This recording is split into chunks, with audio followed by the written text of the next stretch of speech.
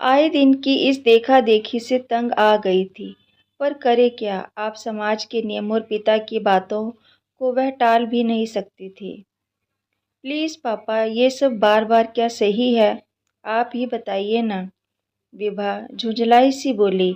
असल में विभा के पिताजी ने आज फिर कहा कि उसे देखने के लिए लड़के वाले आ रहे हैं। वैसे विभा स्कूल टीचर थी, इससे पहले भी उसे 4 लड़के देखकर जा चुके थे, मगर कहीं बात नहीं बनी।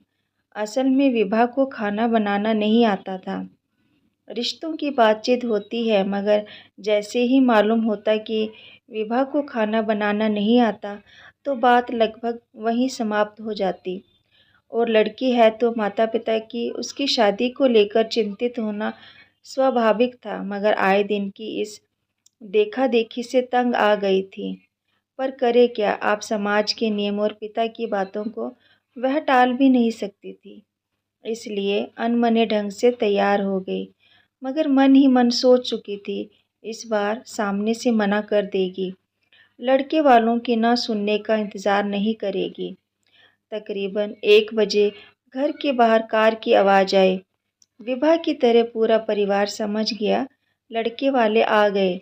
विभा तो अपने कमरे में तैयार हो बैठी थी कि जल्दी से जल्द वह लोग भी उसे देखने की खाना पूर्ति करें और चले जाएं।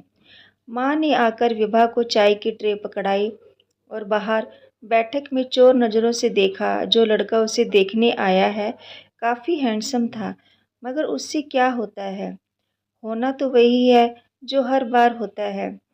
विभा ने लड़के और उसके मम्मी पापा तीनों को चाय दी और खाली कुर्सी पर बैठ गई और तीनों को निहारने लगी। जी, कुछ पूछना हो तो लड़की से पूछ लीजिए, पिताजी बोले। अंकल जी, अगर बुरा ना माने तो मैं पहले स्वयं के बारे में बताना चाहता हूँ। हाँ हाँ बेटा, क्यों नहीं, कहो। जी, मेरा नाम दीपक है। ये मेरे मम्मी पापा, बस यही है मेरा परिवार। ग्रेजुएट किया हुआ है, मगर किसी के यहाँ नौकरी नहीं करना चाहता था, इसलिए वीकली बाजार लगाता हूँ रेडीमेड कपड़ों का। अच्छी खासी आमदनी है, इतना कमा लेता हूँ कि अपनी और अपने परिवार की हर ज़रूरत पूरा करने में सक्षम हूँ। हमारी विभा एक टीचर की नौकरी करती है, विभा जी के पिता बोले। विभा बेटी, अब तुम मुझे बताओ कि तुम्हें खाना बनाना आता है कि नहीं। सवाल सुनते ही बुदबुदाई, ये मैडम तो बहुत ही खड़ूस निकली। मैं जो नहीं चाहती थी वही सवाल मुझसे पूछा। विभा को चुप देखकर उसकी मम्मी कुछ कहने ही वाली थी कि दीपक की माताजी ने रोक दिया। बहन जी, कृपा आप न बोलें। विभा बिटिया को ही बोलने दें, हमें भी तो समझ में आएगी कि बिटिया बोलने वाली है। विभा ने मम्मी पापा की ओर देखा और फिर सच बोल दिया।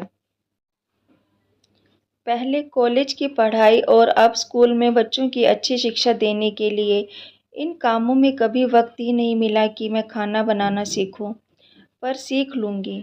वेरी गुड, मुझे ये बात बहुत पसंद आई। भले काम ना आता हो, सीखने का जज्बा तो है। अगर मेरी बहू बनकर आओगी तो मैं सब सिखा दूँगी। मैं बड़ी हैरानी से उन्हें देखने लगी।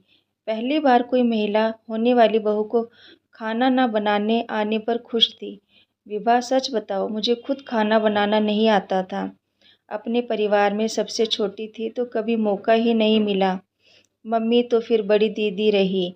मेरी शादी की विदाई पर ही मेरी मम्मी ने मेरी सास को जाते जाते बोल दिया कि इसे कुछ आता नहीं है, बेटी समझकर सिखा देना।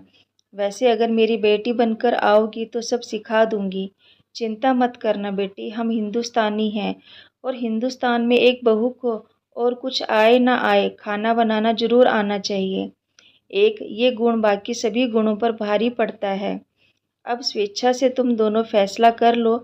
अगर दोनों एक दूसरे के गुणों को समझते हुए एक साथ निभा सकते हो तो हमें ये रिश्ता मंजूर है। बेटा, जीवन तुम दोनों ने निभाना है और सच कहूँ, एक दूसरे की कमियों को पूरा करने वाले ही सच्चे जीवन साथी बनते हैं। विभा ने दीपक की मम्मी पापा के पैर को छूकर आशीर्वाद लेते हुए कहा, अपनी छाया में रखना मम्मी जी पापा जी, और मुस्कुरा दे। दीपक की मम्मी ने विभा को गले से लगा लिया।